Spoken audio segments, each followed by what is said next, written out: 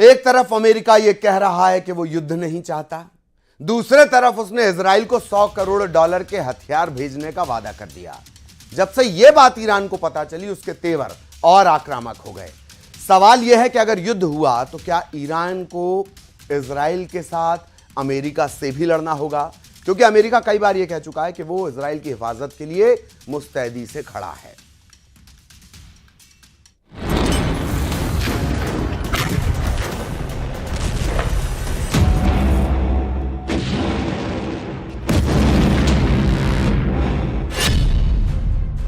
Netanyahu को Biden का full support.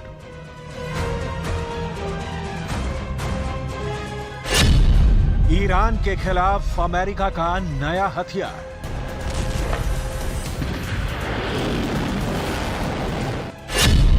तेल अवीव आ रहा है $100 करोड़ का हथियार।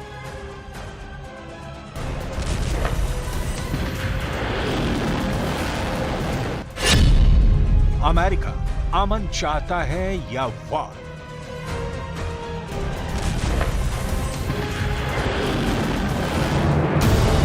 यह सवाल बहुत जरूरी है क्योंकि ना तो दुनिया के नक्शे पर क्षेत्रफल के हिसाब से ना आबादी के हिसाब से इजरायल ईरान के सामने टिकता है।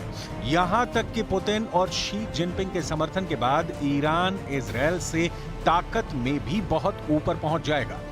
फिर इजरायल के पास क्या है जिसके दम पर वो ईरान फतह करने की मंशा संजो रहा है? इसे समझने के लिए आपको अमेरिका की वो नई खेप देखनी होगी जिस पर बाइडेन ने मुहर लगा दी है। एक नई रिपोर्ट के मुताबिक अमेरिका के राष्ट्रपति जो बाइडेन प्रशासन एक नए हथियार सौदे की शुरुआत पर विचार कर रहा है जिसके तहत इजरायल को $100 करोड़ से अधिक के हथियार बेचे जाएंगे।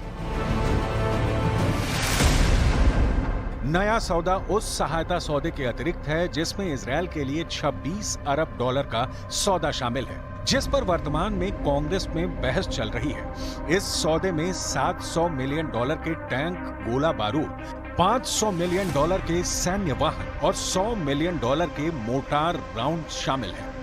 He strongly supports this package to reinforce Israel and Ukraine, and let's not forget the humanitarian aid that's needed for the Palestinian people in Haiti, in Sudan. This is important humanitarian aid. Let's not forget the security in Indo-Pacific. So this is what this package is going to do. The president strongly supports that. America ने अभी 2 दिन पहले ही ऐलान किया था कि Israel अगर Iran के खिलाफ बदले की कार्रवाई करता है तो उसका साथ नहीं देगा। यहां तक कि बेंजामिन नेतन्याहू को जो बाइडेन ने साफ लहजे में कहा था कि इजरायल को संयम बरतना होगा। और उसके बाद अमेरिका में इस बात की बहस चल रही है कि ऐसे हालात में इजरायल को मदद की दरकार है और उसे हथियार पहुंचाए जाने चाहिए। अमेरिका के इजरायल को इस शह की कीमत क्या होगी, इसे समझना बहुत जरूरी है। 1916 किलोमीटर ये तेल अवीव से तेहरान की दूरी है।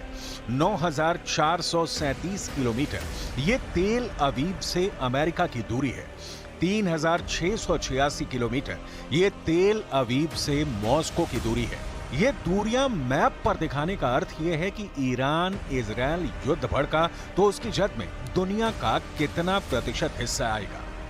यही नहीं, अमेरिका के अलावा फ्रांस है, जर्मनी है, ब्रिटेन है, इटली है जो इजरायल के साथ कंधे से कंधा मिलाकर खड़े हैं। इन देशों के साथ रहते हुए कहा जा सकता है कि ईरान चाहे जितनी ताकत जुटा ले, इजरायल के खिलाफ उसके हमले नाकाम होने की पूरी संभावना होगी।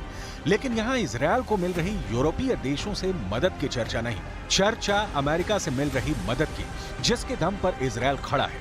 ईरान से दो हाथ करने के लिए अभी ही नहीं, अमेरिका इजरायल का ऑल वेदर फ्रेंड रहा है।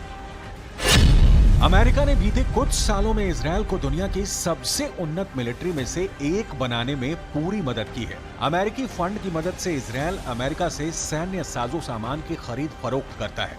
अमेरिका ज्यादा से ज्यादा इंटरसेप्टर मिसाइल दे रहा है ताकि इजरायल को आयरन डोम एयर डिफेंस सिस्टम की कमी ना पड़े। एक इंटरसेप्टर मिसाइल की कीमत लगभग 40,000 से $50,000 होती है। साजिश बहुत खतरनाक हो रही है। युद्ध की साजिश तो और भी बड़ी तबाही लाई जाएगी। पूरी दुनिया को यही डर इस वक्त ईरान और इजराइल को लेकर है जो करीब 1.5 साल पहले रूस और यूक्रेन को लेकर था। इजरायल को अस्तित्व में लाने में अमेरिका की बहुत बड़ी भूमिका रही है। अरब देशों की थ्योरी जो कहती है कि हमारी जमीन पर यहूदियों ने देश खड़ा कर लिया जिसे कभी कबूल नहीं किया जा सकता। ये मूल बात है जो ईरान के साथ मुस्लिम देशों के खड़ा होने को प्रेरित करता है। इजरायल इन देशों का अकेले मुकाबला नहीं कर सकता। इस तथ्य के बावजूद कि इजरायल के पास दुनिया के सबसे उन्नत हथियारों का जखीरा है, उसके पास दुनिया का सबसे उन्नत एयर डिफेंस सिस्टम है, लिहाजा अमेरिका की छांव जरूरी हो जाती है। अमेरिका ने वर्ष 2022 में इजरायल को 4.8 अरब डॉलर की मदद दी थी और वर्ष 2023 में 3.8 अरब डॉलर की आर्थिक मदद दी। असल में अमेरिका हर वर्ष इजरायल को 3.8 अरब डॉलर की मदद करता है, जो इजरायल के कुल रक्षा बजट का लगभग 16% है। जाहिर तौर पर इस समय अमेरिका इजरायल के असाधारण सहयोगी के तौर पर काम कर रहा है। अमेरिका इजरायल को बिना शर्त वित्तीय, सैन्य और राजनीतिक मदद देता है। इजरायल एक अघोषित परमाणु ताकत है, लेकिन अमेरिकी संरक्षण की वजह से उसे कभी किसी जांच का सामना नहीं करना पड़ा है। ये तथ्य है कि अमेरिका सबसे ज्यादा आर्थिक सहयोग इजरायल को ही देता है। दूसरे विश्व युद्ध के बाद से अब तक इजरायल को 158 अरब डॉलर की अमेरिकी मदद मिल चुकी है। इजरायल अमेरिका का सबसे बड़ा कारोबारी साझेदार भी है। दोनों के बीच हर वर्ष 50 अरब डॉलर का कारोबार होता है। इजरायल अमेरिका की मदद से एक बहुत बड़ा रक्षा उद्योग खड़ा कर चुका है। अपने डिफेंस मैन्युफैक्चरिंग बेस की वजह से ही इजरायल आज दुनिया भर में हथियार और सैन्य साजो सामान का 10वां सबसे बड़ा निर्यातक बन चुका है।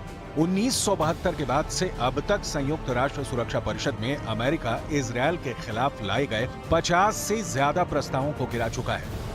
इजरायल को अमेरिकी मदद का स्केल क्या है, ये आपने देख लिया, लेकिन यहाँ ये भी समझना बहुत जरूरी है कि इजरायल से दोस्ती का अमेरिका को क्या फायदा मिलता है, क्योंकि अंतर्राष्ट्रीय संबंधों में राष्ट्र हित सर्वोपरि होता है, ना कि मानवीय संवेदना। इजरायल को अमेरिकी मदद मिलने के कई कारण हैं, लेकिन यहाँ आपको वो 4 प्रमुख कारण दिखाते हैं। पहला कारण, अमेरिका की नजर में अरब दुनिया की उथल पुथल भरी राजनीति में इजरायल की रणनीतिक अहमियत। दूसरा कारण, शीत युद्ध के कारण अमेरिका ने अरब जगत में सोवियत संघ के असर के खिलाफ इजरायल को एक अहम मोहरे के तौर पर इस्तेमाल किया। तीसरा कारण, शीत युद्ध के बाद अमेरिका पश्चिम एशिया में और ज्यादा सक्रिय हो गया और इजरायल, सऊदी अरब और मिस्र इसके सहयोगी बन गए। चौथा कारण, अमेरिका की इजरायल समर्थक नीति के लिए अमेरिकी लोगों की राय, वहां की चुनावी राजनीति और ताकतवर इजरायली लॉबी भी जिम्मेदार है।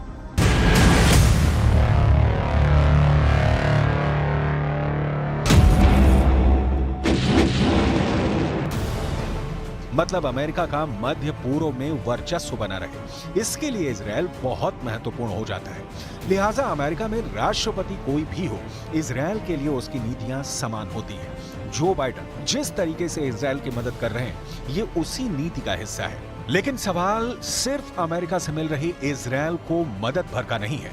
सवाल है ईरान को किन किन देशों से मदद मिल रही है। ईरान और इजरायल की सीमाएं एक दूसरे से नहीं लगती हैं। ईरान के हमले के बाद लेबनान और इराक ने अपने एयर स्पेस को बंद कर दिया है। सीरिया और जॉर्डन ने अपने एयर डिफेंस सिस्टम को अलर्ट पर रखा है। रिपोर्ट्स के मुताबिक कतर और कुवैत दोनों ने अमेरिका को अपने हवाई अड्डों को इस्तेमाल करने से ये कहकर रोक दिया कि वो ईरान के खिलाफ संघर्ष में शामिल नहीं होना चाहते हैं। गैर मुस्लिम देशों में रूस, उत्तर कोरिया और चीन के ईरान के साथ अच्छे संबंध हैं।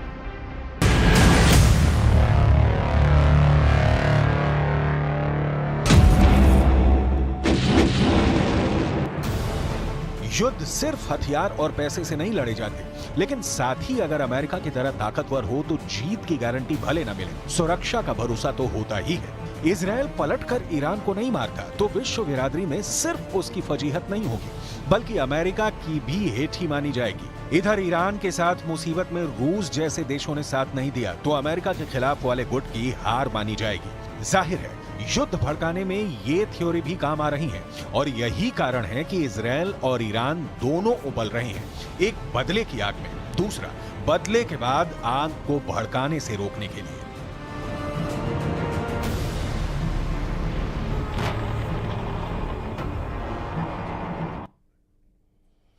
और यहां रुकेंगे एक ब्रेक के लिए।